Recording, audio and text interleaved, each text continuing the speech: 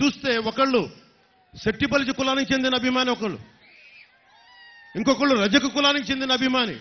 అలాంటి నేను కులాలను దాటే మాట్లాడతాను. కాపు కులం కార్పొరేషన్ గురించి కూడా మాట్లాడుతున్నానంటే ఈ రోజున అన్ని కులాలతో పాటు కాపులకు అన్యాయం జరిగితే కాపుల గురించి ఖచ్చితంగా మాట్లాడతాం.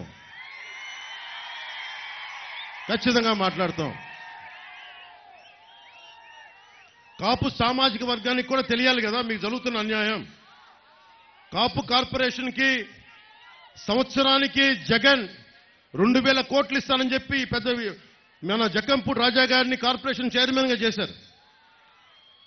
కొత్త నిధులు విడుదల చేయడం పక్కన పెట్టండి, నిధులను కూడా మళ్లించేశారు. టైపిస్ట్కి కూడా జీతం ఇవ్వలేని పరిస్థితి కాపు కార్పొరేషన్లో. కాపు రిజర్వేషన్ విషయంలో ద్రోహి ఎవరో మీరు ఒకసారి ఆలోచించండి.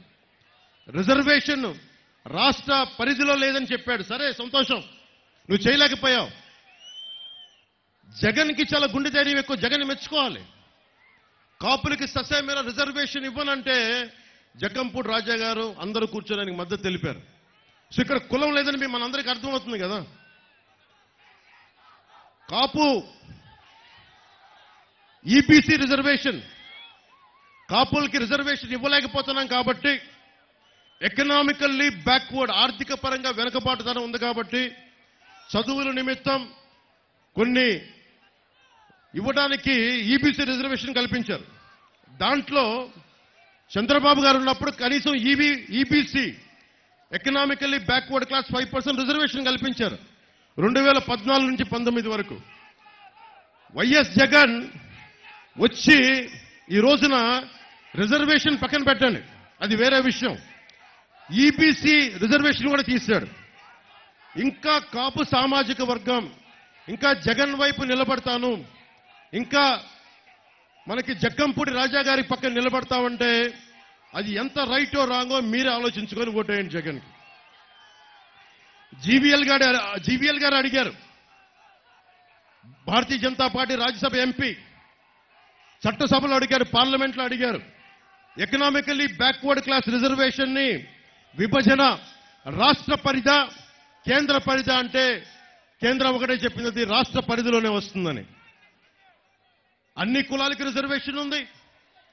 ముఖ్యంగా దామాషా పద్ధతి ప్రకారమైనా సరే వెనకబడ్డ కాపులకి ఎకనామికల్లీ బ్యాక్వర్డ్ క్లాస్ రిజర్వేషన్ ఎందుకు ఇవ్వలేకపోయాడో వైఎస్ జగన్ నువ్వు సమాధానం చెప్పాలి. నువ్వు ప్రతి వైసీపీ కాపు ఎమ్మెల్యే ఎందుకు మీరు ఎకనామికల్లీ బ్యాక్వర్డ్ క్లాస్ రిజర్వేషన్ కాపులకి మీరు ఎందుకు తీసేశారు, మీరు ఎందుకు నిలబడలేదు?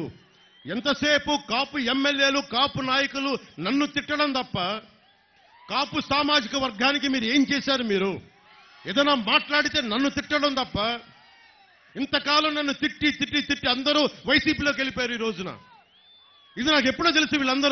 వీళ్ళందరూ నా క్షేమాన్ని ఆకాంక్షించే మనుషులు కాదు నాకు తెలుసు. ఎలా ప్రూవ్ చేయాలి? పొగబెడితే అన్ని బయటకు వచ్చేసినాయి, వైసీపీ గుంపులో దూరిపోయారు అందరూ. దాన్ని బట్టి మీరు అర్థం చేసుకొని ఈ రోజున ఏ స్థాయికి వచ్చారంటే, పిఠాపురంలో వైసీపీ నాయకులు పవన్ కళ్యాణ్కి నిలబడితే వచ్చే ఎన్నికల్లో మేము వచ్చిన తర్వాత మేము ఇది చేస్తా ఉంటాం. మీరు వస్తే కదా మీరు బెదిరించడానికి. మేము వస్తున్నాం, అధికారం స్థాపిస్తున్నాం, సింహాసనం చేజిక్కించుకుంటున్నాం. మీరంటే బెదిరించేది మమ్మల్ని.